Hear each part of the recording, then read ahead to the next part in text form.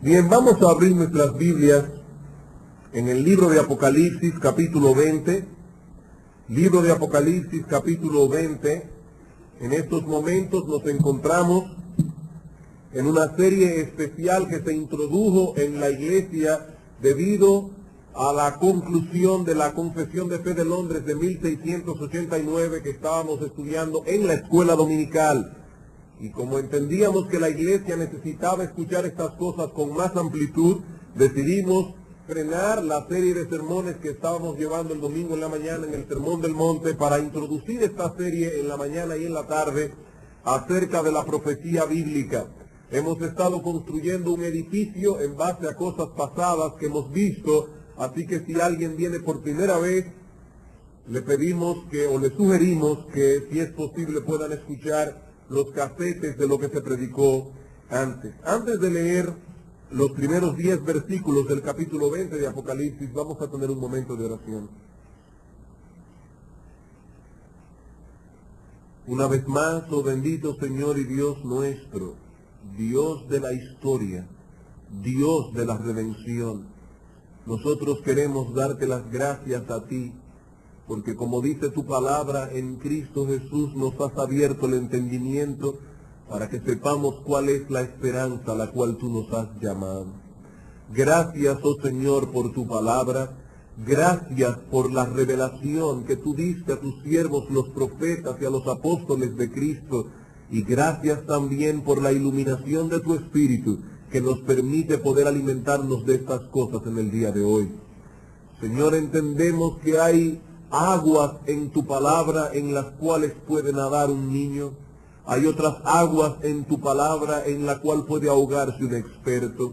Y nosotros queremos ahora venir como niños delante de ti a suplicarte que tú nos ayudes, que tú nos asistas, para que podamos no solamente interpretar correctamente tu palabra, sino también para que podamos aplicarlas en nuestra vida diaria y atesorarlas en el corazón. Bendícenos ahora, oh Señor, danos la iluminación de tu Espíritu. Te lo suplicamos en el nombre de Jesús. Amén. Apocalipsis capítulo 20, versículos 1 al 10.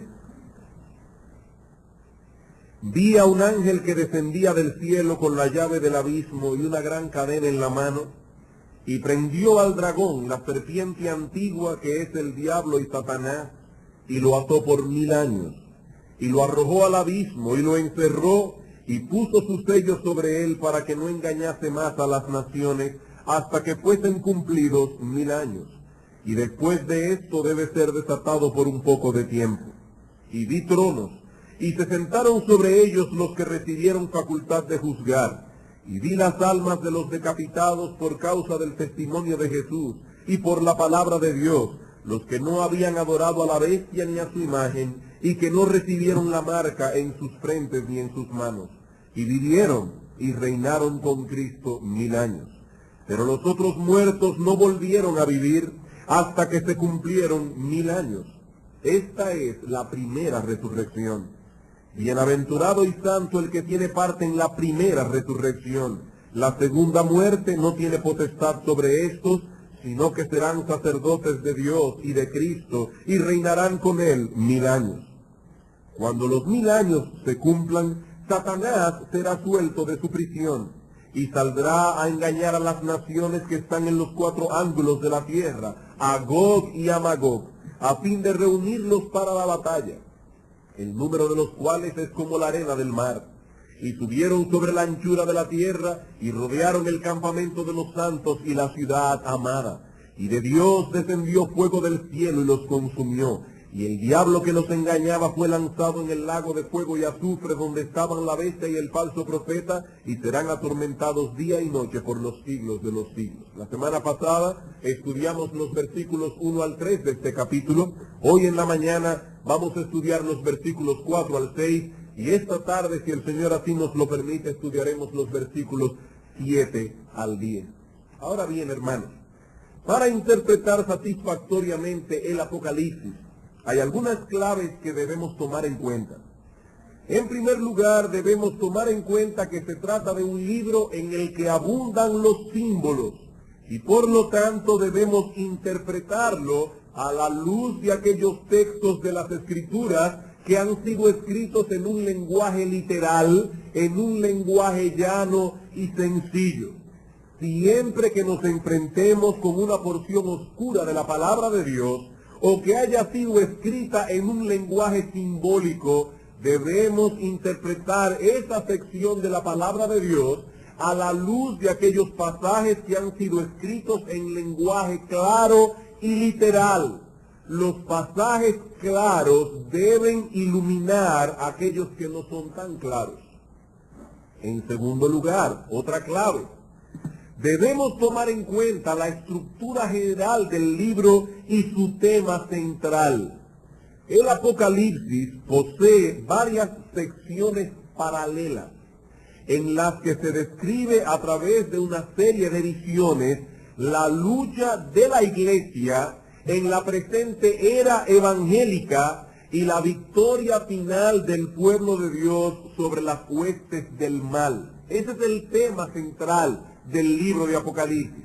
En este libro, cada sección describe lo mismo que la sección anterior, solo que desde otra perspectiva y dando preeminencia a un detalle más que a otro. En ese sentido, el libro de Apocalipsis es muy similar al libro de Daniel. Los que han leído el libro de Daniel recordarán que en este libro, en el de Daniel, se describen simbólicamente en el capítulo 2 del libro los 4 grandes imperios que habrían de gobernar el mundo desde la época de Daniel hasta el nacimiento del Señor Jesucristo. Nabucodonosor tuvo un sueño de una gran estatua.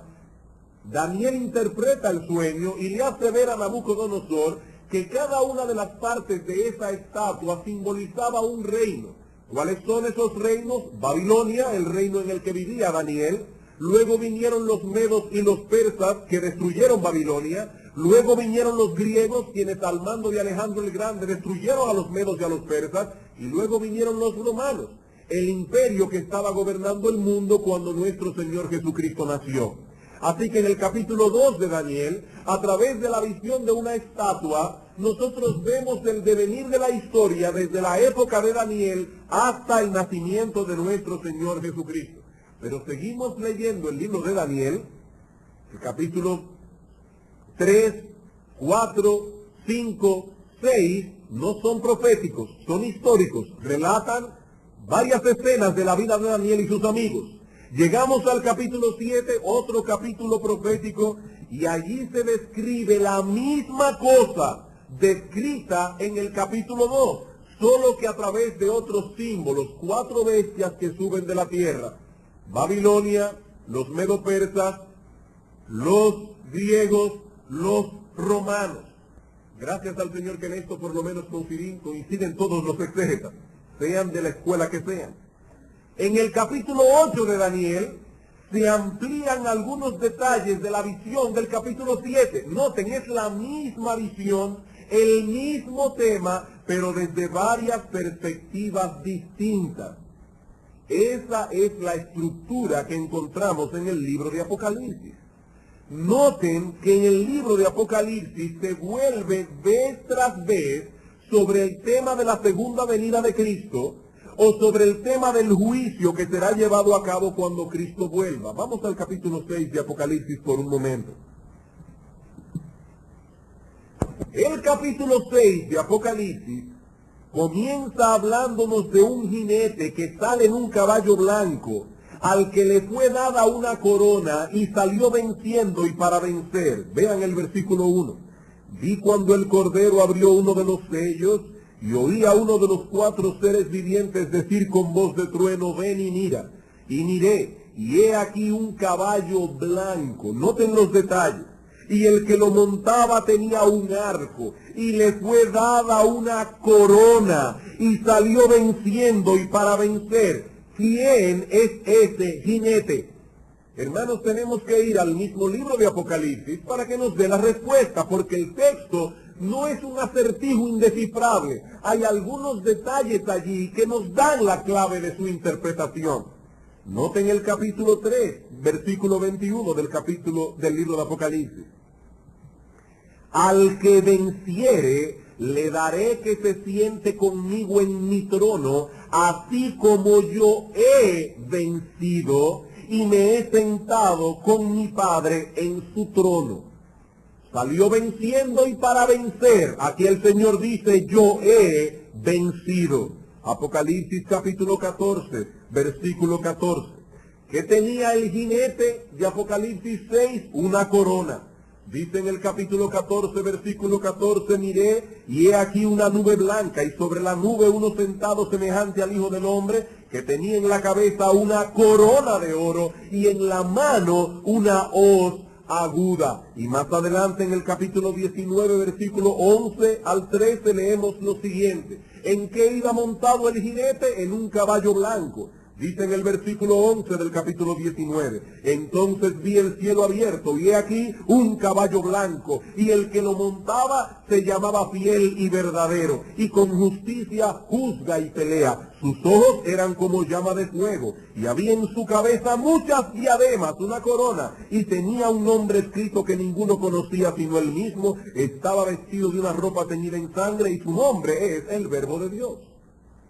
Hermanos, ¿quién es el jinete de Apocalipsis 6 que sale en un caballo blanco con una corona y sale venciendo y para vencer? Ese jinete es Cristo, que venció a Satanás en la cruz del Calvario y a través de toda esta era evangélica ha ido llevando a su iglesia de victoria en victoria, porque las puertas del Hades no han prevalecido contra ella. Ahora, ¿cómo concluye el capítulo 6 de Apocalipsis? Vean los versículos 14 al 17 del capítulo 6.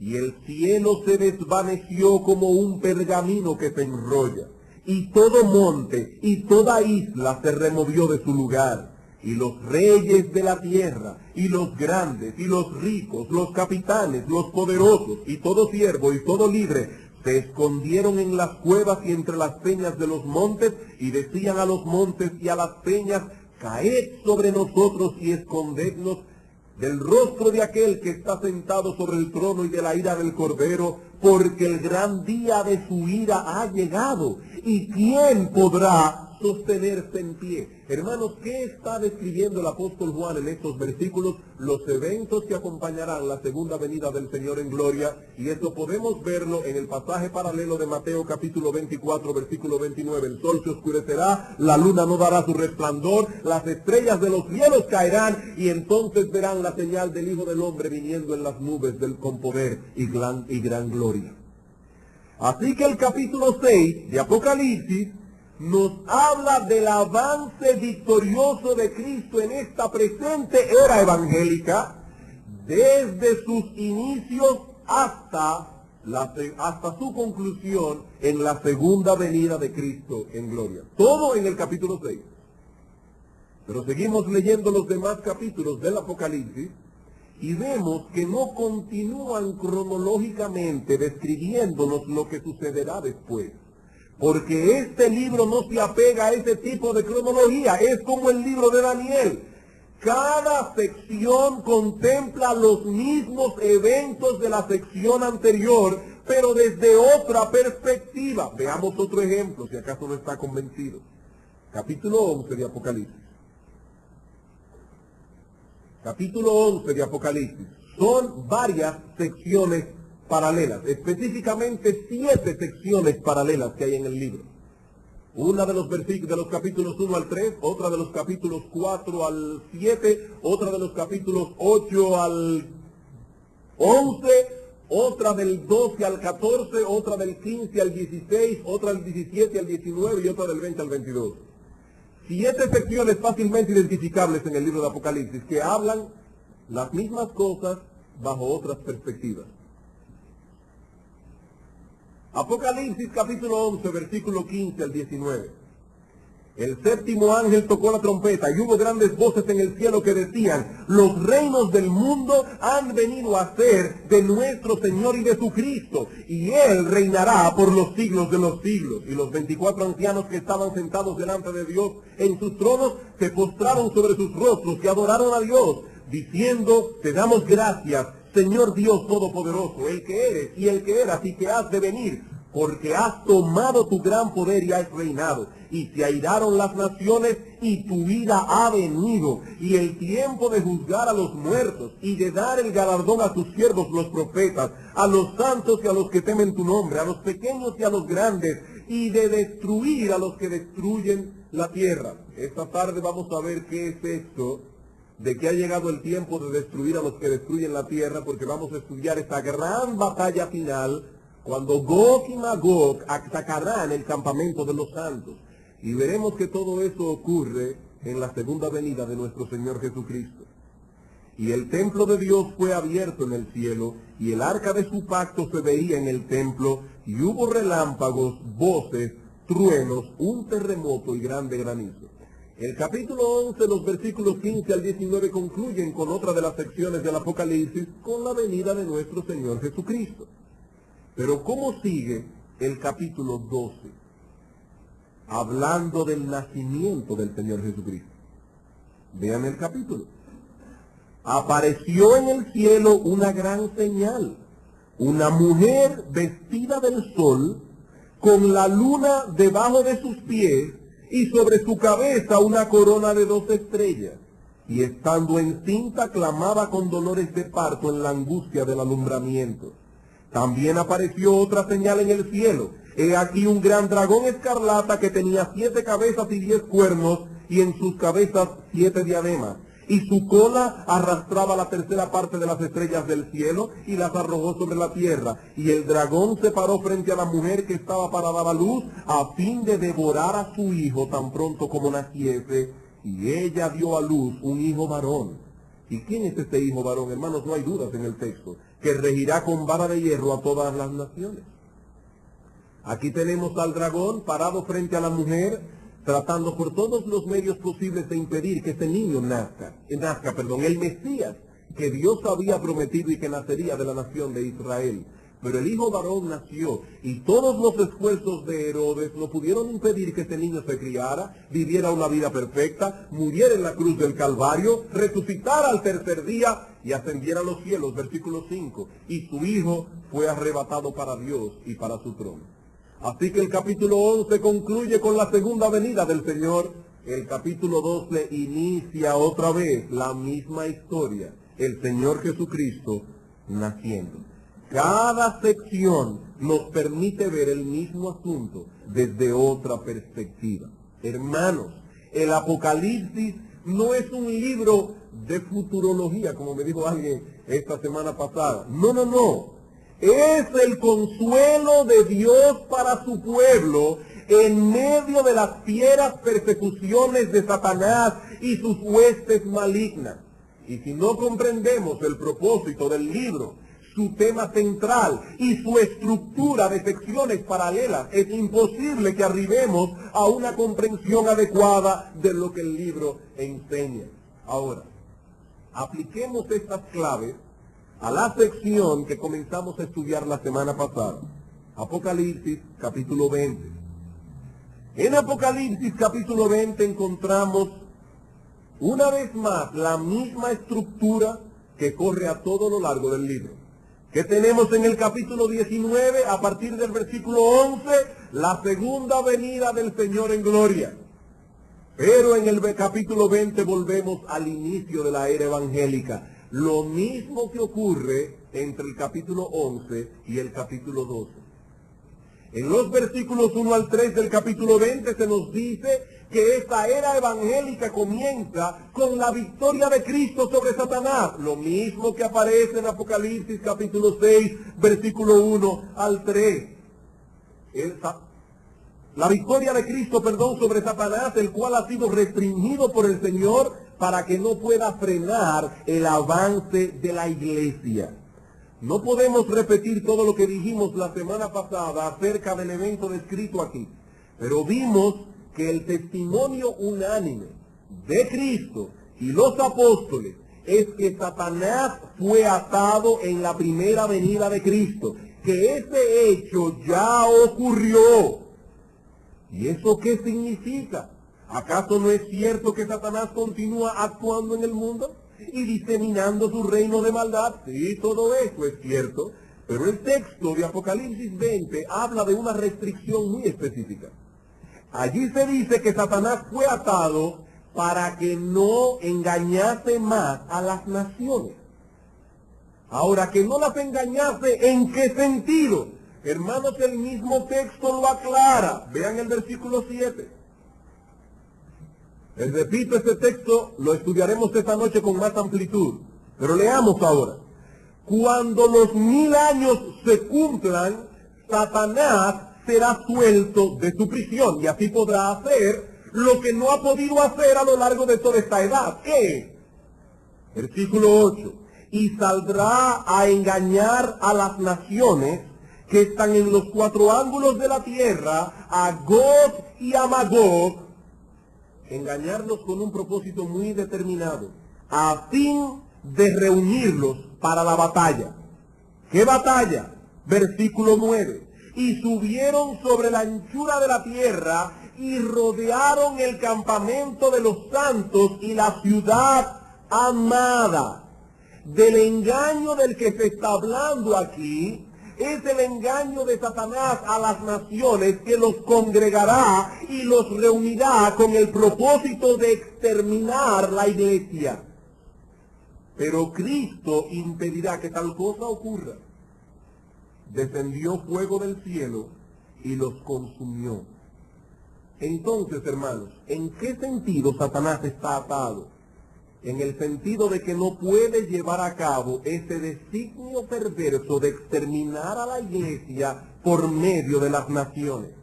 Cristo dijo que a pesar de los ataques del diablo contra la iglesia, y hermanos, por favor, no traten de responder preguntas del versículo 7 al 10, lo estudiaremos esta tarde con más amplitud y demostraremos nuestro punto. Pero Cristo dijo en una ocasión que a pesar de los ataques del diablo contra la iglesia, las puertas del Hades no prevalecerían contra ella.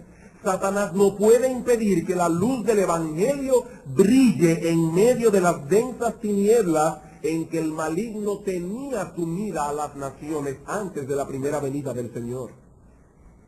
Como dice el apóstol Pablo a un grupo de paganos en Listra, en las edades pasadas, antes de la venida de Cristo, Dios ha dejado a todas las naciones andar en sus propios caminos.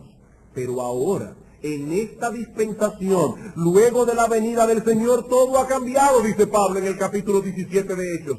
Ahora Dios manda a todos los hombres en todo lugar que se arrepientan. La luz de la revelación divina ya no está circunscrita a una nación en particular. El Evangelio ha de ser predicado en todas las naciones. Y Satanás fue atado para que no pudiera impedir que esa labor sea hecha. Él no podía destruir ni exterminar a la iglesia hasta que la iglesia llevara el Evangelio de Cristo a todas las naciones. ¿No es esto lo que dice Cristo en Mateo 24:14? Será predicado este Evangelio del reino en todas las naciones y entonces vendrá el fin.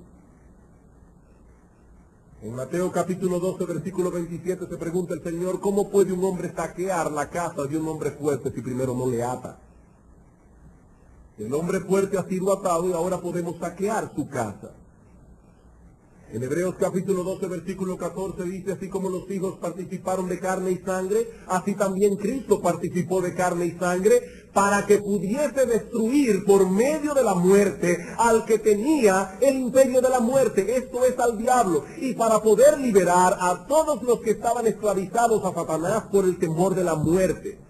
Y decíamos la semana pasada que la palabra allí destruir, katargeo, no significa aniquilar. En griego esta palabra significa sencillamente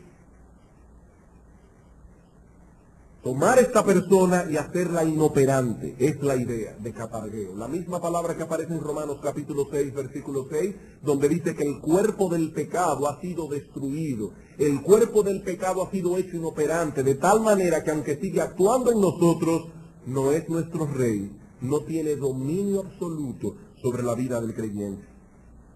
William Hendrickson, el comentarista, dice lo siguiente al respecto. El atar a Satanás y el hecho de que se le arroja al abismo para permanecer allí 1000 años, indica que durante esta era evangélica, que empieza con la primera venida de Cristo y se extiende casi hasta su segunda venida, se restringe la influencia del diablo en la tierra, de modo que no puede impedir la extensión de la iglesia entre las naciones por medio de un activo programa misionero. El diablo no está atado en todo sentido. Su influencia no está destruida completamente, no, por el contrario. Dentro de la esfera en que se le permite a Satanás ejercer su influencia para mal, él brama furiosamente. Dice Primera de Pedro que él está como león rugiente buscando a quien devorar. Un perro atado, dice Hendrickson, un perro atado firmemente con una cadena larga y fuerte puede hacer mucho daño dentro del círculo de su prisión. Sin embargo, fuera de aquel círculo, el animal no puede hacer ningún daño a nadie. Asimismo, Apocalipsis 21 al 3 nos enseña que el poder de Satanás está refrenado y su influencia restringida respecto a una sola cosa. ¿El qué? Para que no engañe más a las naciones.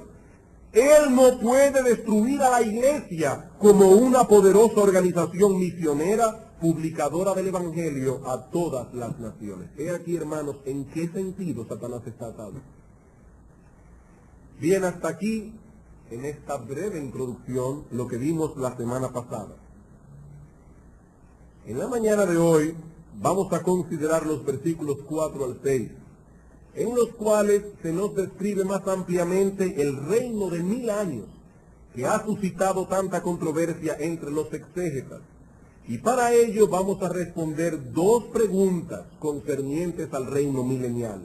Primera pregunta: ¿dónde y cuándo toma lugar ese reino? Segunda pregunta: ¿quiénes participan de ese reino? Pero antes de pasar a considerar nuestra primera pregunta, hermanos, quiero hacer una advertencia. Debido a que el pasaje que vamos a estudiar es muy simbólico, y en segundo lugar, debido al prejuicio que muchos tienen ya en sus mentes, este pasaje tiene muchas cosas difíciles de entender. No porque el pasaje en sí sea tan difícil. Si no tuviéramos ningún prejuicio fuera muy fácil, pero tenemos demasiados prejuicios. Así que yo les pido que pongan sus mentes bien alertas para dejar que la palabra de Dios se interprete por sí misma y que echemos a un lado la opinión de los expertos. Vamos a dejar que sea la palabra de Dios que hable por sí sola y que se interprete los pasajes claros interpretando aquellos que no son tan claros. Bien. ¿Dónde y cuándo toma lugar este reino de 1000 años? Primera pregunta, vamos a leer los versículos 4 al 6.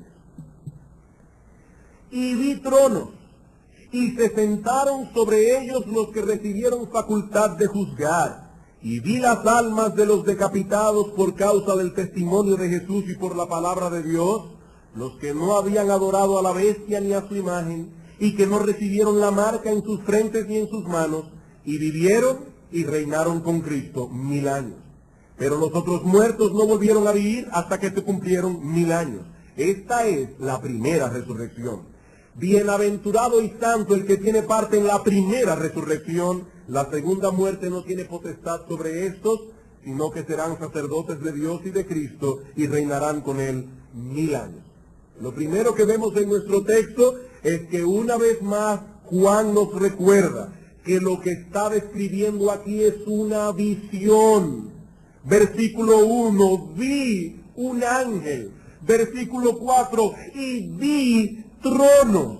Este pasaje, hermanos, contiene un alto contenido simbólico. Es una visión. Por lo tanto, al acercarnos al estudio de estos versículos, repito, debemos guiarnos por otros textos claros de las Escrituras, que están escritos en un lenguaje llano y literal. Pasemos entonces a considerar nuestra primera pregunta. ¿Dónde toma lugar este reino de 1000 años? Algunos dirán rápidamente, en la tierra de Palestina, y más específicamente en la ciudad de Jerusalén. El problema es que varios detalles de nuestro texto nos llevan a la conclusión de que ese reino toma lugar en el cielo, no en la tierra. El reino del que se habla aquí de 1000 años no ocurre en ninguna ciudad terrenal, no ocurre en ninguna parte de este planeta. Ese reino se lleva a cabo en el cielo. Veamos el versículo 4 otra vez. Dice aquí, vi tronos y se sentaron sobre ellos los que recibieron facultad de juzgar. ¿Quiénes se sentaron? Vi almas de personas que habían sido decapitadas. Versículo 6. ¿Y qué hacían esas almas? Dice al final del versículo 6, serán sacerdotes de Dios y de Cristo y reinarán con Él, con Cristo, al lado de Cristo, por 1000 años. La ubicación de esos tronos y de Cristo es la clave para ubicar dónde se da este reino. Evidentemente, si podemos ubicar dónde están los tronos y dónde está Cristo, no habrá problemas. Vamos a poder entender dónde ocurren estos 1000 años. Ahora bien, la expresión 1000 años aparece en el pasaje 2 veces en los versículos 2 y 3. 3 veces en los versículos 4 al 6. O sea, 5 veces por todo. Y creo que la mayoría de los exégetas, por no decir todos, no importa de la escuela que sean, están de acuerdo en que los 1000 años que se mencionan en los versículos 1 al 3 son los mismos 1000 años que se mencionan en los versículos 4 al 6. Es de los mismos 1000 años que se está hablando aquí. No podemos sumar 1000 años en un versículo, 1000 años en el otro. No. Se está hablando de que Satanás fue atado 1000 años. De que los santos reinaron con Cristo 1000 años. No son 2000 años. Son los mismos 1000 años. En el mismo tiempo en que Satanás esté atado, en ese mismo tiempo los santos estarán reinando. Eso, hermanos, estamos todos de acuerdo. Aquí no hay problema. Ahora bien, ¿qué decíamos la semana pasada? Que Satanás fue atado en la primera venida de Cristo. Entonces, no dudamos en afirmar que ese período de tiempo señalado aquí por la expresión simbólica de 1000 años está teniendo lugar en este mismo instante, en la presente era evangélica. Ese reino milenial está teniendo lugar ahora, en estos momentos. En estos momentos estamos atravesando por ese período que corresponde a esos 1000 años. ¿Dónde entonces es que ocurre ese reino milenial? ¿Dónde es que están reinando los santos? Indudablemente, hermanos, en el cielo. Y esto por 3 razones básicas. Primera razón, porque en estos momentos Cristo está en el cielo. Y estos santos están con Él. Vean el capítulo 12, versículo 5. Y ella dio a luz a un hijo varón, Cristo, que regirá con vara de hierro a todas las naciones, y su hijo fue arrebatado para Dios y para su trono. Satanás no pudo impedir que su obra redentora sea llevada a cabo, y Cristo está ahora mismo sentado en los cielos al lado de su Padre. Capítulo 5 de Apocalipsis. Versículo 6. Juan está contemplando aquí una visión celestial. Y miré, y vi que en medio del trono y de los 4 seres vivientes y en medio de los ancianos estaba en pie un cordero como inmolado que tenía 7 cuernos y 7 ojos, los cuales son los 7 espíritus de Dios enviados por toda la tierra. ¿Notan, hermanos, que es un libro lleno de símbolos? Pero una cosa sí está claro, ¿dónde está el Cordero? En medio del trono, en los cielos. ¿Dónde están los santos? Reinando con Cristo. ¿Dónde está Cristo? En los cielos. Segunda prueba. Como hemos visto ya, Juan nos dice que vio unos tronos. Y vi tronos, dice él. Pregunta, ¿dónde están esos tronos? El comentarista Leon Morris dice algo muy importante aquí. La palabra tronos aparece en el libro de Apocalipsis 47 veces. 47 veces. De esas 47 veces, 44 habla de tronos que están en los cielos. Las únicas excepciones a esa regla son Apocalipsis capítulo 2, versículo 13, que se habla del trono de Satanás, Apocalipsis capítulo 13, versículo 2, y Apocalipsis capítulo 16, versículo 10, que habla del trono de la bestia. Así que aparte del trono de Satanás, que es el Dios de este siglo, y el trono de la bestia, todos los otros tronos, 44 de ellos, están en los cielos. Y Juan dice aquí, esos santos no solo estaban con Cristo, el cual está en los cielos, sino que estaban sentados en tronos. Y todas las veces que aparece la palabra tronos en el Apocalipsis, habla de tronos en los cielos, no en la tierra. Tercera prueba, y para mí la más contundente de todas. ¿Quiénes se sentaron en esos tronos? Eso lo veremos más ampliamente ahora en el segundo punto. Solamente permítanme leer el texto y compararlo con otros. ¿Quiénes se sentaron en esos tronos? Dice aquí, versículo 4 del capítulo 20. Vi tronos, y se sentaron sobre ellos los que recibieron facultad de juzgar. Y vi las almas de los decapitados por causa del testimonio de Jesús y por la palabra de Dios, los que no habían adorado a la bestia ni a su imagen, y que no recibieron la marca en sus frentes ni en sus manos. ¿Quiénes eran estas personas? Almas, muchas de las cuales habían sido martirizadas por dos cosas: el testimonio de Jesús y la palabra de Dios. Ahora vamos conmigo por un momento a Apocalipsis capítulo 6, a ver dónde están esas almas. Apocalipsis capítulo 6, versículo 9. Hermanos, si dejamos que la Escritura se interprete ella misma, no vamos a tener problemas. El problema viene cuando venimos a la Escritura con un prejuicio, a imponer un patrón que los expertos nos han dicho que así es como debemos interpretar el Apocalipsis. ¿Qué dice el versículo 9? Cuando abrió el quinto sello, vi bajo el altar las almas de los que habían sido muertos por causa de la palabra de Dios y por el testimonio que tenían. Y decían a gran voz, clamaban diciendo: ¿hasta cuándo, Señor santo y verdadero, no juzgas y vengas nuestra sangre en los que moran en la tierra?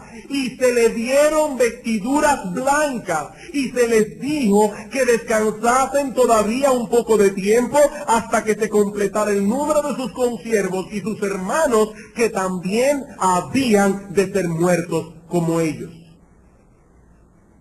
Hermanos, ¿dónde están esas almas? Están bajo el altar. Están clamando porque Dios haga justicia en la tierra, porque ellos están en alma en los cielos. Y hermanos, solamente hay que leer el versículo 9 y compararlo con el Apocalipsis 24 y ver que es casi la misma terminología. Vi las almas de los que habían sido muertos por causa de la palabra de Dios y por el testimonio que tenían. ¿Y qué nos dice el capítulo 20, versículo 4? Vi las almas de los decapitados por causa del testimonio de Jesús y por la palabra de Dios. ¿Dónde entonces, hermanos, se lleva a cabo este reino de 1000 años? ¿En Jerusalén? No, en los cielos, donde está Cristo, donde están los tronos y donde están estas almas esperando su resurrección. Bien, hermanos, habiendo visto dónde y cuándo ocurre este reino de 1000 años, veamos ahora en segundo lugar quiénes participan de ese reino. ¿Quiénes participan de ese reino? No hay ninguna palabra en el texto que indique que sea un reino terrenal en Jerusalén donde los judíos estarán reinando. Ni un solo texto, ni una sola palabra de las que aparece en este pasaje indica tal cosa. ¿Qué enseña, hermanos, el Apocalipsis mismo?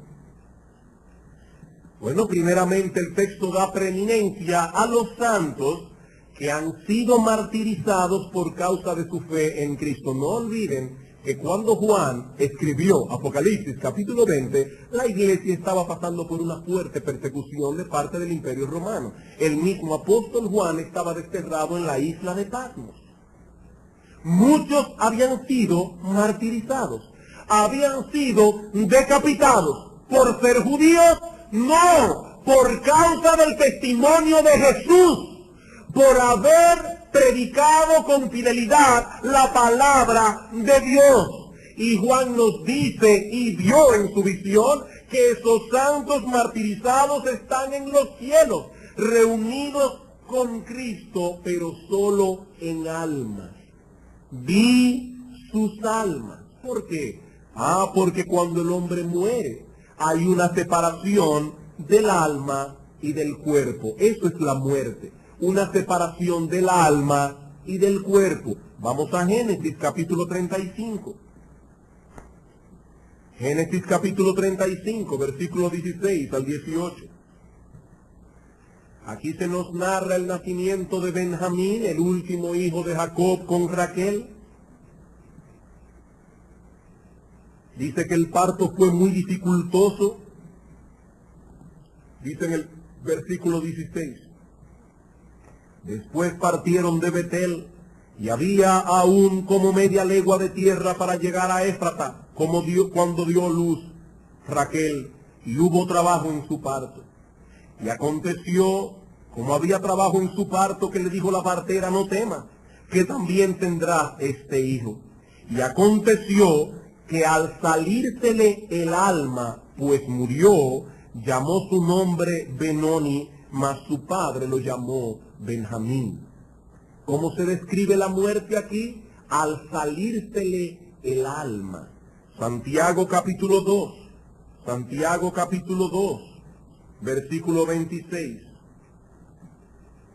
Hablando de la fe sin obras, Santiago usa la analogía de un cuerpo sin alma o sin espíritu. Y dice en el versículo 26, porque como el cuerpo sin espíritu está muerto, así también la fe sin obras está muerta. En el caso del creyente, cuando muere, su cuerpo es enterrado y queda en la tumba hasta la resurrección de su cuerpo. Su alma va de inmediato a la presencia de Cristo. ¿Recuerdan ustedes cuando Esteban fue martirizado en Hechos capítulo 7? ¿Cómo oró él? Señor Jesús, recibe mi espíritu. Señor Jesús, recibe mi espíritu. En 2 Corintios capítulo 5, versículos 6 al 8 se nos enseña la misma cosa. Dice el apóstol Pablo, versículo 6, así que vivimos confiados y siempre y sabiendo que entre tanto que estamos en el cuerpo, estamos ausentes del Señor. Versículo 8, pero confiamos y más quisiéramos estar ausentes del cuerpo y presentes al Señor. Cuando un cristiano muere no se queda durmiendo. Cuando un cristiano muere va de inmediato a la presencia del Señor. Filipenses capítulo 1, versículo 21 al 24. Yo sé que para muchos estas cosas es el ABC, para otros no. Por eso, hermanos más maduros, tengan un poco de paciencia, porque queremos presentar esto lo más claro y sencillo posible. Dice en el capítulo 1, versículo 21, porque para mí el vivir es Cristo y el morir es ganancia. Más, si el vivir en la carne resulta para mí en beneficio de la obra, no sé entonces qué escoger, porque de ambas cosas estoy puesto en estrecho, teniendo deseos de partir y estar con Cristo, lo cual es muchísimo mejor. pero quedar en la carne es más necesario por causa de vosotros. Pablo habla de la muerte como de un partir. El alma abandona el cuerpo y va de inmediato a la presencia del Señor. Las personas de las que se habla en Apocalipsis 20 están en almas. Juan vio sus almas reinando con Cristo en los cielos. Juan está diciendo, aquí fueron martirizados, allá están reinando. Pero es evidente que Juan no limita la participación de ese reino a los martirizados. Él incluye también en Apocalipsis 20 a todos los que han muerto en Cristo, sea por medio del martirio o no. Él habla allí de todos los que no adoraron ni a la bestia ni a su imagen, ni recibieron la marca en sus frentes ni en sus manos. ¿Y qué marca es esta? Hermanos, yo no tengo tiempo para estudiar este asunto a fondo, pero al menos permítanme una vez más citar a William Hendrickson en este punto. Para poder entender la expresión la marca de la bestia, es preciso recordar que en aquel tiempo no solo el ganado, sino también los esclavos eran señalados o marcados. Aquella marca significaba, este esclavo en particular es la propiedad o el siervo de este amo. Muy pronto la expresión recibir la marca de alguien empezó a significar pertenecer a alguien o servir y adorar a alguien. Dejen hacer un paro aquí. Vamos a Apocalipsis capítulo 14 para demostrar lo que Hendrickson le está diciendo. Apocalipsis capítulo 14. Tener la marca de alguien es lo mismo que pertenecer a alguien, servir a alguien, adorar a alguien.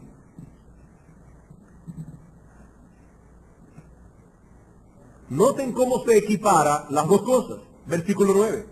Y el tercer ángel lo siguió diciendo a gran voz, si alguno adora a la bestia y a su imagen, y recibe la marca en su frente o en su mano, él también beberá del vino de la ira de Dios. Versículo 11. Y el humo de su tormento sube por los siglos de los siglos, y no tienen reposo de día ni de noche. ¿Quiénes? Los que no adoran a la bestia y a su imagen, ni nadie que reciba la marca de su nombre. Hay una similitud entre recibir la marca y adorar a la bestia. Por lo tanto, dice Hendrickson, parece que el recibir la marca de la bestia significa pertenecer a la bestia, adorar a la bestia. La marca de la bestia, donde quiera que y siempre que se manifieste, no es otra cosa que el espíritu del anticristo que se opone a Dios, rechaza a Cristo y persigue a la iglesia. Ahora déjenme parar aquí otra vez. ¿Qué espíritu del anticristo es este? Hermanos, la Biblia habla indudablemente de un anticristo, un hombre que se manifestará al final de los tiempos, al final de esta presente era evangélica. Nada más hay que buscar 2 Tesalonicenses capítulo 2 para ver que se ve de hombre de pecado, hijo de perdición. Es un hombre, pero también se nos habla de un espíritu anticristiano que ha sido evidente en todas las épocas. ¿Qué dice Pablo en el mismo texto de 2 Tesalónicas capítulo 2 versículo 7? Pablo dice, ya está en acción el misterio de la iniquidad, solo que hay quien al presente lo detiene. Veremos ese texto esta noche. Pero ¿qué está diciendo Pablo allí? Ya está en acción ese misterio de la iniquidad, ese espíritu del anticristo, ese espíritu de la bestia ha estado presente a través de todas las edades. Y si tiene alguna duda, vamos a 1 de Juan, capítulo 2. Y recuerde que Juan fue quien escribió el mismo libro de Apocalipsis. ¿Qué dice Juan en su primera carta?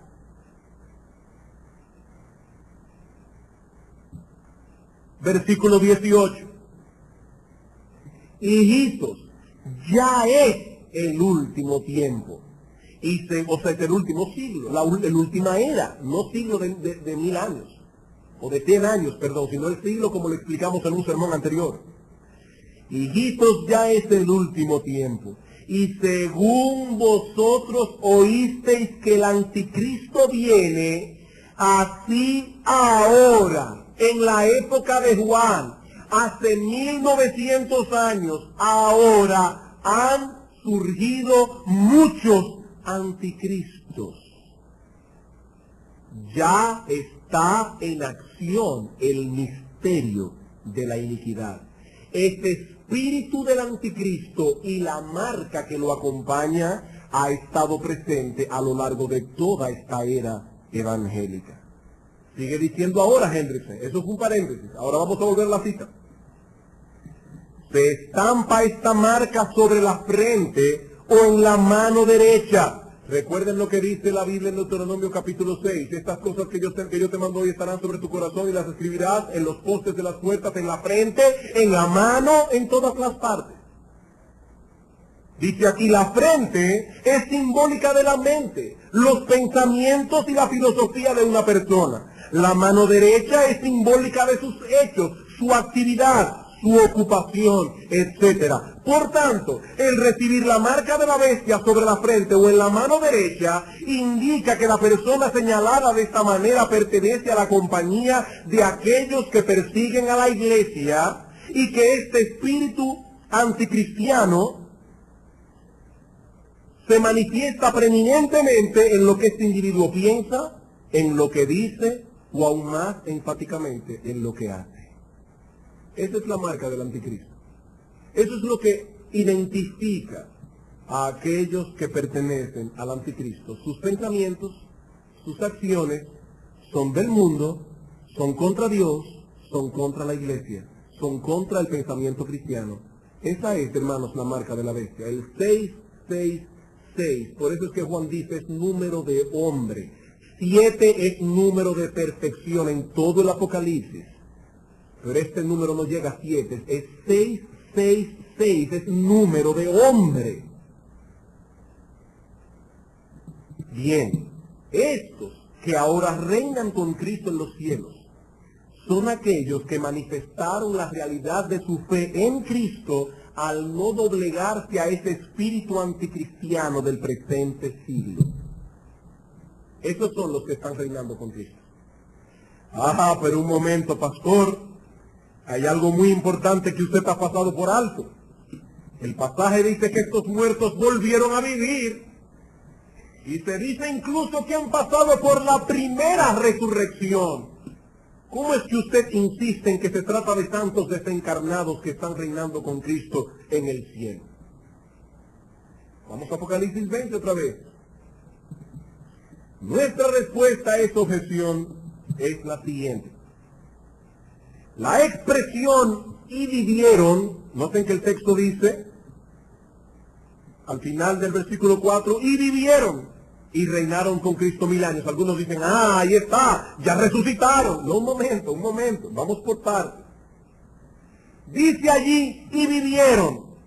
Eso hace referencia al hecho de que estos santos que han muerto físicamente ahora disfrutan de vida espiritual en los cielos. Con esa expresión no hay ningún problema. Ahora, en cuanto a la primera resurrección, no se trata de una resurrección física, no se trata de una resurrección corporal, sino más bien del traslado de esas almas al cielo para reinar con Cristo. Algunos dirán, bueno, hay que probarme eso. Está bien, vamos a probarlo. Hermanos, observemos una vez más nuestro texto con detenimiento. "Y vi tronos, y se sentaron sobre ellos los que recibieron la facultad de juzgar, y vi las almas de los decapitados". Deténganse un momento allí. La palabra decapitado en el texto griego está en tiempo perfecto, indicando que se trata de una acción ocurrida en el pasado y que continúa vigente en sus resultados en el momento en que la persona está hablando. Hermano, usted puede buscar cualquier texto bueno de gramática griega, sea de la línea escatológica que usted quiera, y se va a encontrar con esa definición. Un tiempo perfecto en griego, eso lo reconocen todos los gramáticos, indica una acción que ocurre en el pasado, pero cuyos resultados están vigentes en el momento en que la persona está hablando. Por ejemplo, si yo digo usando el tiempo perfecto, si estuviéramos hablando en griego, y yo digo en griego, yo he estado enfermo, lo que yo quiero decir es que hace un tiempo que enfermé y que aún estoy enfermo. Eso es lo que significa el texto, el tiempo perfecto. Yo he estado enfermo y todavía estoy enfermo. Bien, estas personas fueron decapitadas y permanecían en esa misma condición. Sus cuerpos en la tumba permanecían en la condición de decapitados. No olviden que este pasaje es paralelo a Apocalipsis capítulo 6, versículos 9 al 11. Vi las almas de los que habían sido muertos por causa del testimonio de Jesús. Esos cuerpos no habían sido resucitados aún ni glorificados, continuaban decapitados. Eso es lo que Juan está diciendo en Apocalipsis 24. Estas personas, por otra parte, están en alma. Vi las almas de esos cuyos cuerpos habían sido decapitados. Y en ningún lugar del Nuevo Testamento se habla de la resurrección física, de la resurrección corporal, como una resurrección del alma. No, no, no. Siempre se habla de la resurrección del cuerpo. Cuando se nos dice que estas almas vivieron, lo que quiere decir es que aunque murieron físicamente, ahora viven en los cielos. Tercer argumento. La palabra de Dios no enseña un programa de varias resurrecciones, sino más bien una sola resurrección en la que todos serán levantados de la tumba al mismo tiempo. Algunos leen Apocalipsis 20 que se habla de la primera resurrección y llegan a esta conclusión.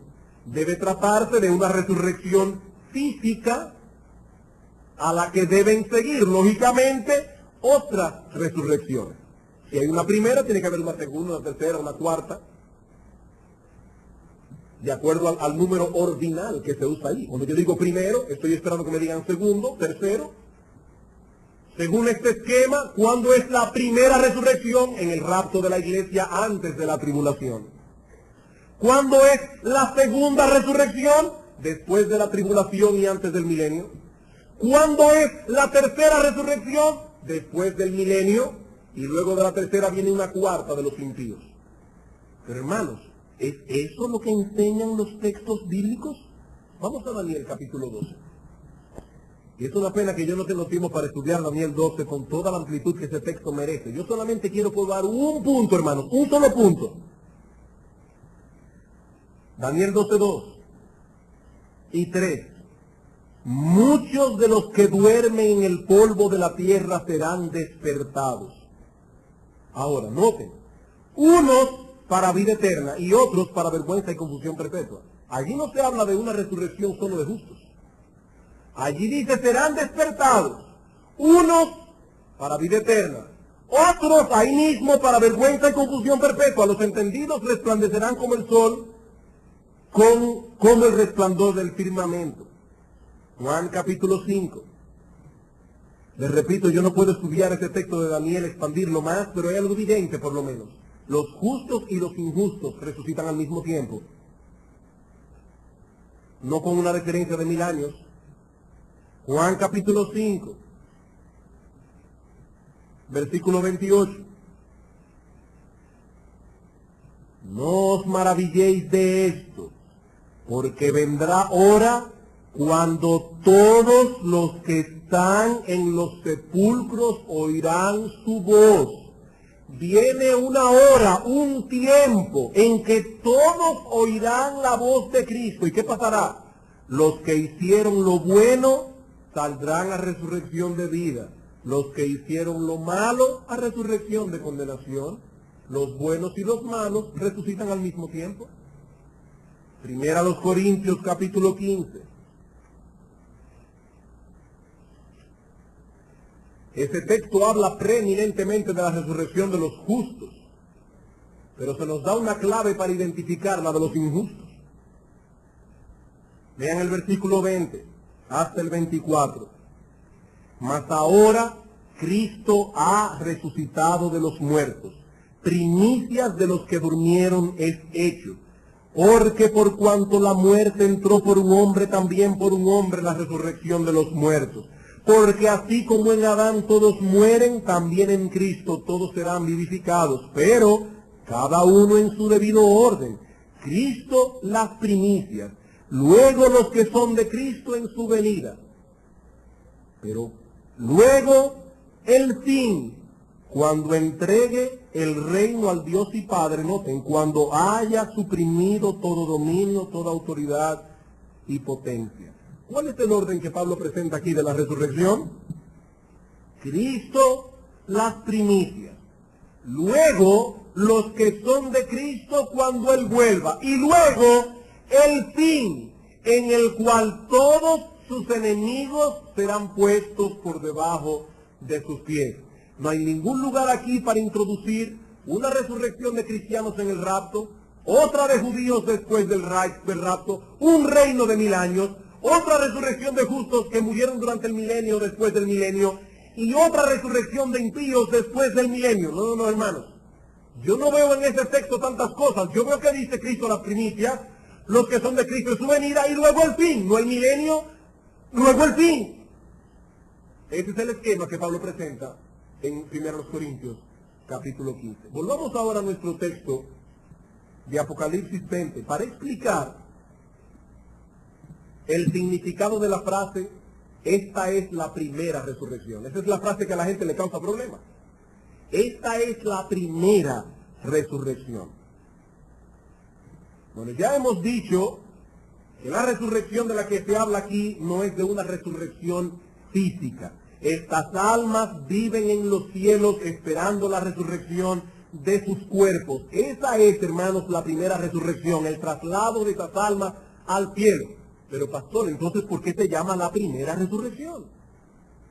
Cuando nosotros pensamos en la palabra primero o primera, generalmente nos referimos a una serie de cosas que pertenecen a la misma clase o al mismo género. Cuando usamos la palabra primero en nuestras conversaciones ordinarias, la gente usualmente espera que digamos luego segundo, tercero, cuarto, qué sé yo hasta cuándo. Pero hermanos, esto es en español. La palabra que aquí se traduce primero del griego protos no indica en este texto el primero de una serie, y lo voy a probar. Veamos rápidamente algunos pasajes en los que la palabra protos, primero, aparece en el Nuevo Testamento. Apocalipsis 21:1. Hermanos, pongan mucha atención, porque no todos estamos acostumbrados a que nos digan que en griego, que yo sé que sí, pero es que tenemos que demostrar algo, porque hay un prejuicio ya. Si no hubiera prejuicio, no habríamos hablado de griego, pero tenemos que usarlo hoy. Apocalipsis 21:1. Vi un cielo nuevo y una tierra nueva, porque el primer cielo, protos, y la primera tierra pasaron, y el mar ya no existía más. Aquí no se está hablando de que se van a hacer varias tierras, una primero, otra después. No.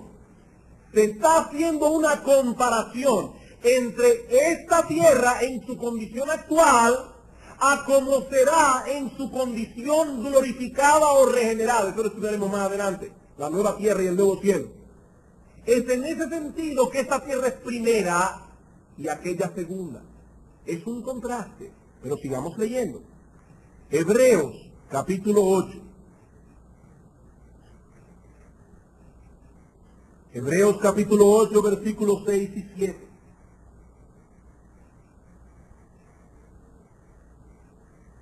Pero ahora tanto mejor ministerio es el suyo, por cuanto es mediador de un mejor pacto, hablando de Cristo, establecido sobre mejores promesas.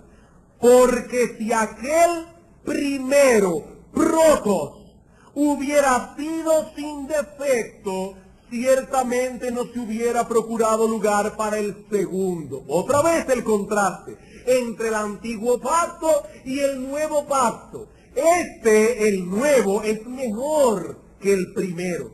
Versículo 13. Al decir nuevo pacto, ha dado por viejo al primero, protos. Y lo que se da por viejo y se envejece está próximo a desaparecer.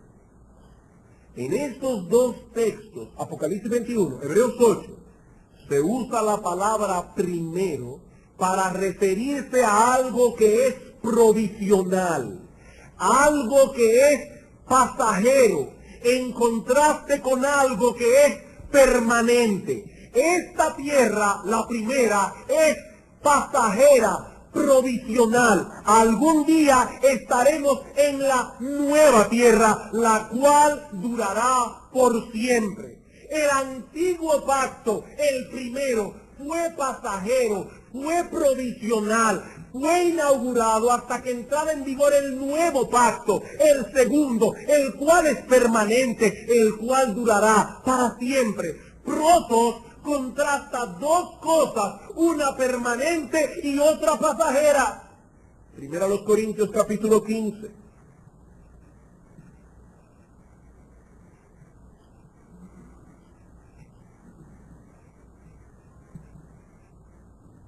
Versículo 45.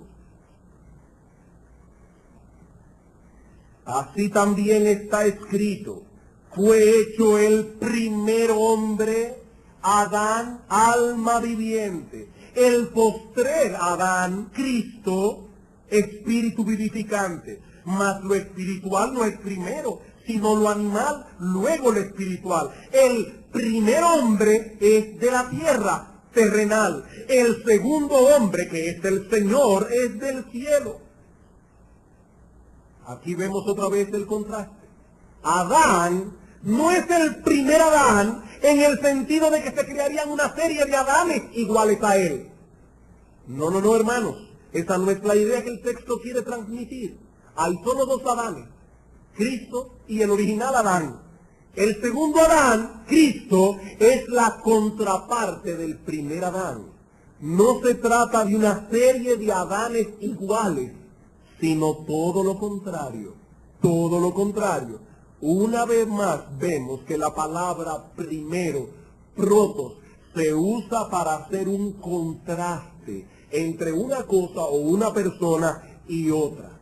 La tierra actual, la primera, es contrastada con la nueva tierra. El antiguo pacto, el primero, es contrastado con el nuevo pacto. El primer Adán es contrastado con el segundo Adán. Hay una antítesis entre el primer Adán y el segundo Adán. El primer Adán es terrenal, el segundo es espiritual. El primer Adán es animal, el segundo es celestial. Hermanos, en ninguno de estos pasajes se usa la palabra primero simplemente como un número ordinal, dando a entender que debemos seguir contando. Segundo, tercero, una primera resurrección, una segunda resurrección física. No, hermanos, no. Esa no es la idea que la palabra protos transmite en estos pasajes que se habla aquí. Se habla de lo primero como algo pasajero y provisional. Algo que entra en función solo hasta que llegue lo permanente. ¿Quieren otro ejemplo? Vamos a Apocalipsis 21.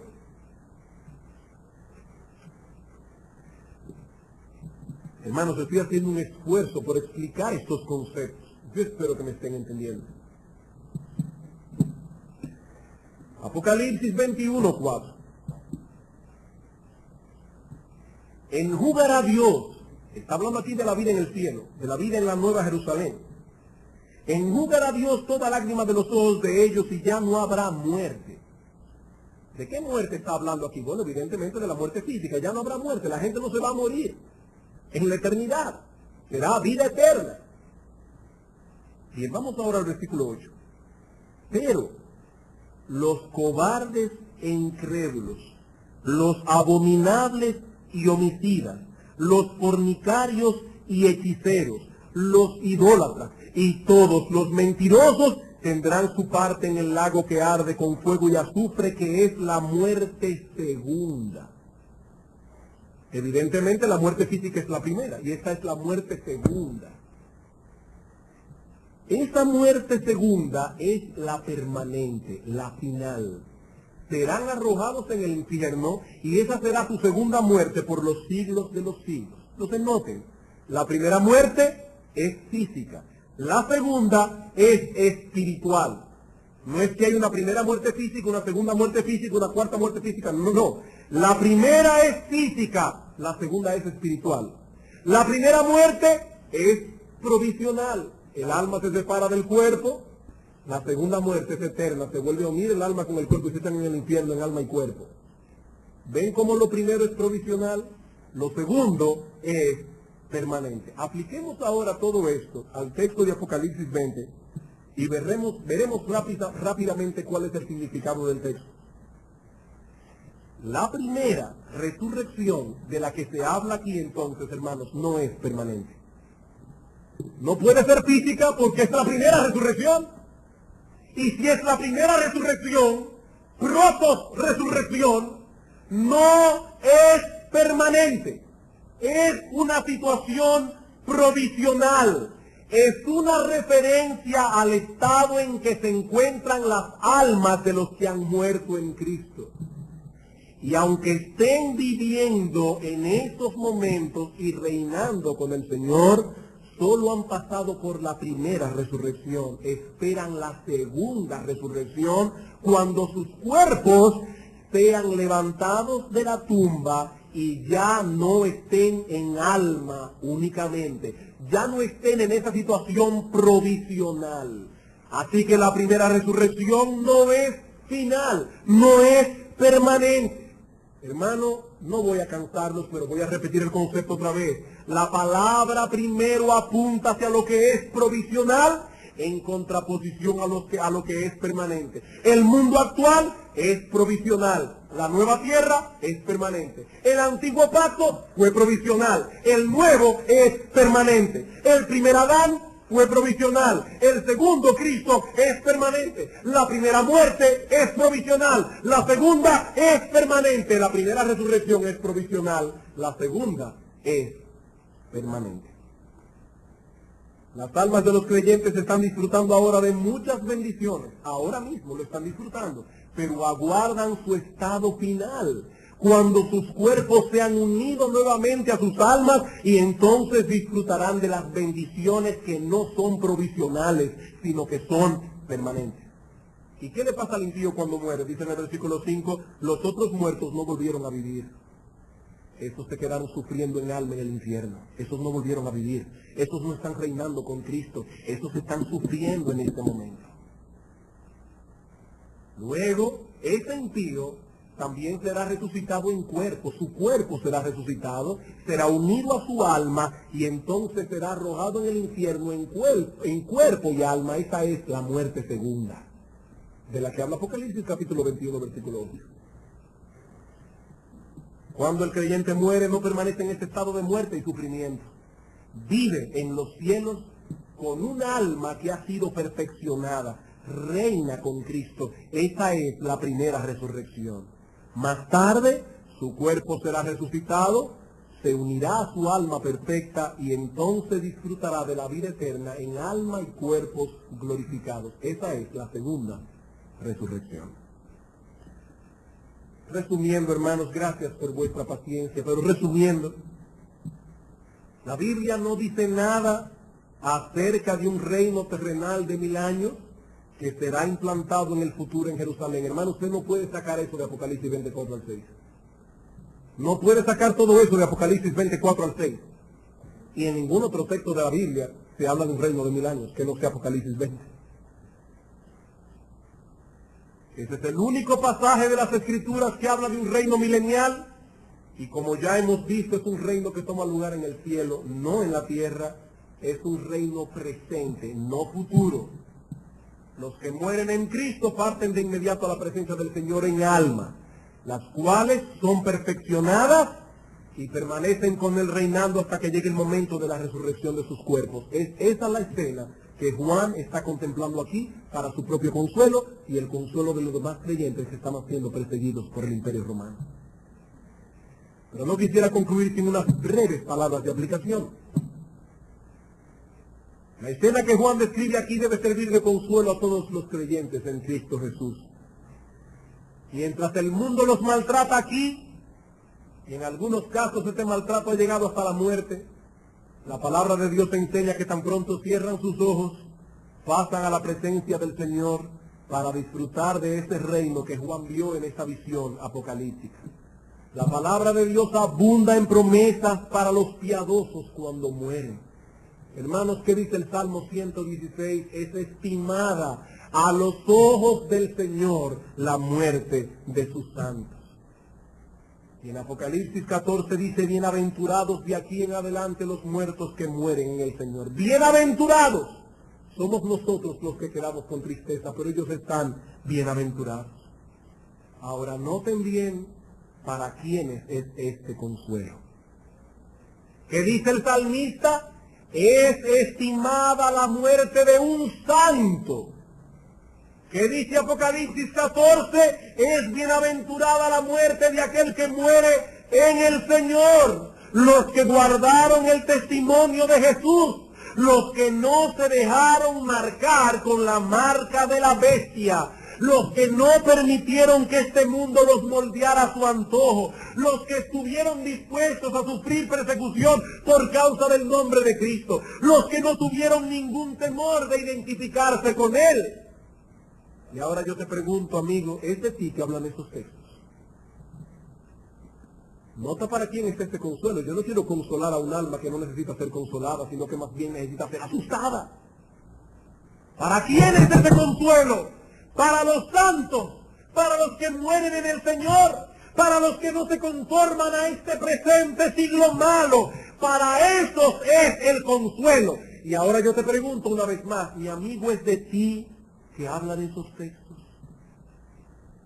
Si la muerte fuese hoy tu porción, ¿participarías de la primera resurrección? ¿Abrirías tus ojos delante del trono de Cristo y escucharías su voz invitándote a compartir su trono con Él? Mi amigo, los otros muertos no volvieron a vivir. Los otros muertos no están descansando en paz, como nosotros acostumbramos a decir. No, están en estos momentos sufriendo en almas las consecuencias de su pecado, y en el día de la resurrección serán arrojados en cuerpo y alma al infierno para sufrir la muerte segunda, la cual será por los siglos de los siglos. Mi amigo, para el pecador no hay paz después de la muerte. Solo puede haber paz para aquellos que por medio de Cristo han hecho la paz con Dios. Y sus vidas son ahora un reflejo de que ciertamente son amigos de Cristo, pertenecen a su pueblo, no al mundo. Son esos los que al morir se sientan en los tronos que Juan describe en Apocalipsis capítulo 20. Y para ellos es la promesa con la que quiero terminar este sermón. Apocalipsis capítulo 7. Y con esta lectura concluyo. Para esos santos es esta promesa. Apocalipsis capítulo 7, versículo 13. Entonces uno de los ancianos habló diciéndome: estos que están vestidos de ropas blancas, ¿quiénes son y de dónde han venido?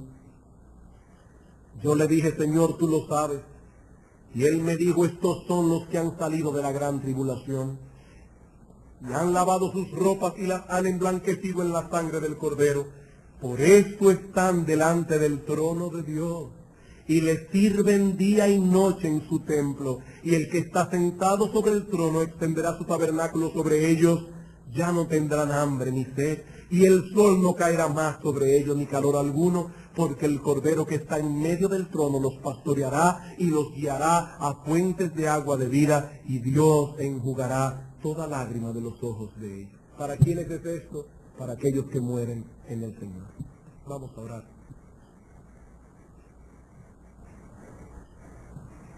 Padre nuestro que estás en los cielos, Nosotros queremos suplicarte en esta mañana que a pesar de las complicaciones que puedan surgir del estudio de hoy, que haya una verdad que corra a lo largo, que corrió a lo largo de este sermón y que puede estar grabada en nuestros corazones. Oh Señor, el consuelo que tenemos de que aunque el mundo nos persiga y nos maltrate, tenemos una casa no hecha de mano en los cielos, donde seremos recibidos para estar contigo para siempre jamás. Y nuestro deseo en esta mañana, oh Padre bendito, es que tu Santo Espíritu aplique estas palabras a los corazones de muchos que están aquí sin Cristo, para que ellos también vengan al arrepentimiento y a participar de estas promesas. Padre, tráenos esta tarde a las 5 de la tarde una vez más, para que podamos escuchar el resto del material que encontramos en este capítulo. Y por favor, Señor, danos entendimiento. Te lo suplicamos en el nombre de Jesús.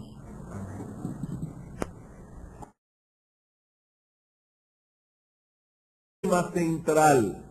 El Apocalipsis posee varias secciones paralelas en las que se describe a través de una serie de visiones la lucha de la iglesia en la presente era evangélica y la victoria final del pueblo de Dios sobre las huestes del mal. Ese es el tema central del libro de Apocalipsis.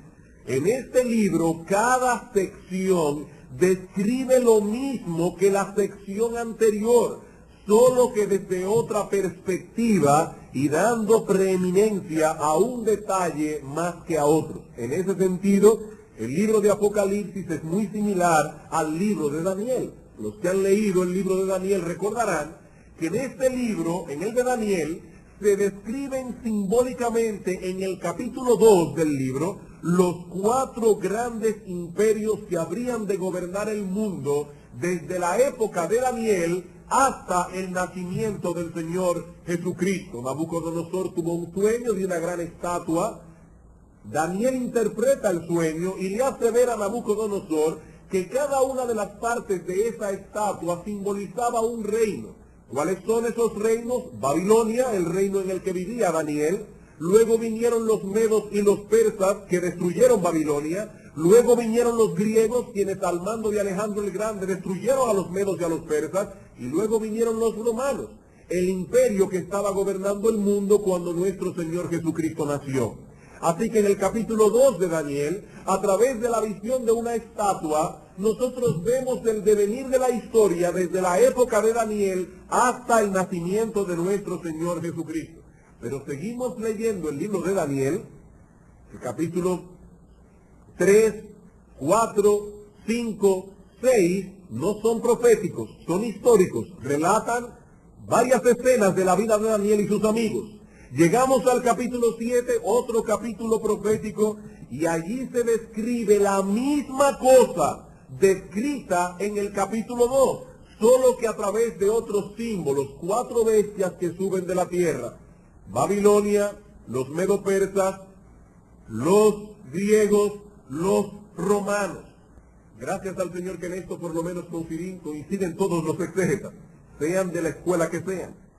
En el capítulo 8 de Daniel se amplían algunos detalles de la visión del capítulo 7. Noten, es la misma visión, el mismo tema, pero desde varias perspectivas distintas. Esa es la estructura que encontramos en el libro de Apocalipsis. Noten que en el libro de Apocalipsis se vuelve vez tras vez sobre el tema de la segunda venida de Cristo, o sobre el tema del juicio que será llevado a cabo cuando Cristo vuelva. Vamos al capítulo 6 de Apocalipsis por un momento. El capítulo 6 de Apocalipsis comienza hablándonos de un jinete que sale en un caballo blanco, al que le fue dada una corona y salió venciendo y para vencer. Vean el versículo 1. Vi cuando el Cordero abrió uno de los sellos, y oí a uno de los 4 seres vivientes decir con voz de trueno: ven y mira. Y miré, y he aquí un caballo blanco. Noten los detalles.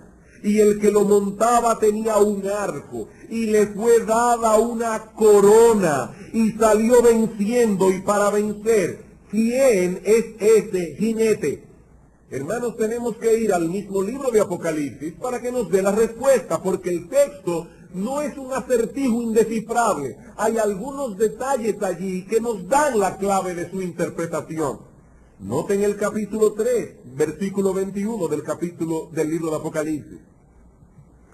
Al que venciere, le daré que se siente conmigo en mi trono, así como yo he vencido y me he sentado con mi Padre en su trono. Salió venciendo y para vencer. Aquí el Señor dice, yo he vencido. Apocalipsis capítulo 14, versículo 14. ¿Qué tenía el jinete de Apocalipsis 6? Una corona. Dice en el capítulo 14, versículo 14, miré, y he aquí una nube blanca, y sobre la nube uno sentado semejante al Hijo del Hombre, que tenía en la cabeza una corona de oro, y en la mano una hoz aguda. Y más adelante en el capítulo 19, versículo 11 al 13, leemos lo siguiente. ¿En qué iba montado el jinete? En un caballo blanco. Dice en el versículo 11 del capítulo 19, entonces vi el cielo abierto y he aquí un caballo blanco, y el que lo montaba se llamaba Fiel y Verdadero, y con justicia juzga y pelea. Sus ojos eran como llama de fuego, y había en su cabeza muchas diademas, una corona, y tenía un nombre escrito que ninguno conocía sino él mismo. Estaba vestido de una ropa teñida en sangre, y su nombre es el Verbo de Dios.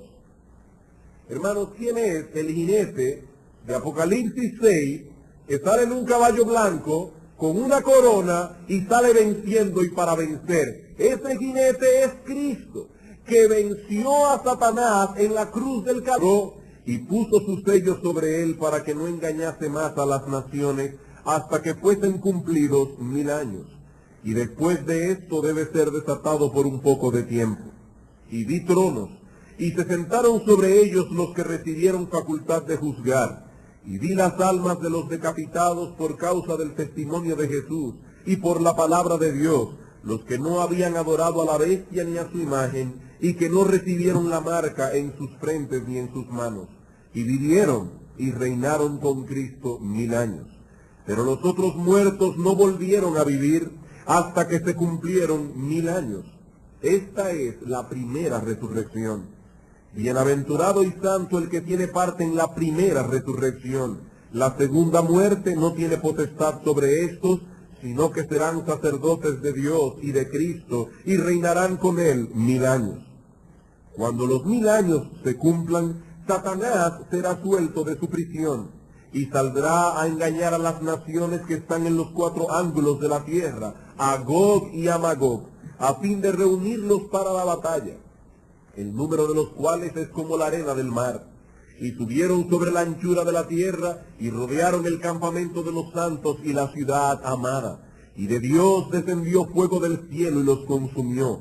Y el diablo que los engañaba fue lanzado en el lago de fuego y azufre, donde estaban la bestia y el falso profeta, y serán atormentados día y noche por los siglos de los siglos. La semana pasada estudiamos los versículos 1 al 3 de este capítulo. Hoy en la mañana vamos a estudiar los versículos 4 al 6, y esta tarde, si el Señor así nos lo permite, estudiaremos los versículos 7 al 10.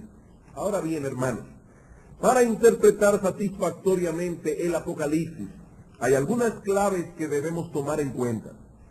En primer lugar, debemos tomar en cuenta que se trata de un libro en el que abundan los símbolos, y por lo tanto debemos interpretarlo a la luz de aquellos textos de las Escrituras que han sido escritos en un lenguaje literal, en un lenguaje llano y sencillo. Siempre que nos enfrentemos con una porción oscura de la palabra de Dios, o que haya sido escrita en un lenguaje simbólico, debemos interpretar esa sección de la palabra de Dios a la luz de aquellos pasajes que han sido escritos en lenguaje claro y literal. Los pasajes claros deben iluminar a aquellos que no son tan claros. En segundo lugar, otra clave. Debemos tomar en cuenta la estructura general del libro y su tema. Bien, vamos a abrir nuestras Biblias en el libro de Apocalipsis, capítulo 20, Libro de Apocalipsis, capítulo 20. En estos momentos nos encontramos en una serie especial que se introdujo en la iglesia debido a la conclusión de la Confesión de Fe de Londres de 1689 que estábamos estudiando en la escuela dominical. Y como entendíamos que la iglesia necesitaba escuchar estas cosas con más amplitud, decidimos frenar la serie de sermones que estábamos llevando el domingo en la mañana en el Sermón del Monte para introducir esta serie en la mañana y en la tarde acerca de la profecía bíblica.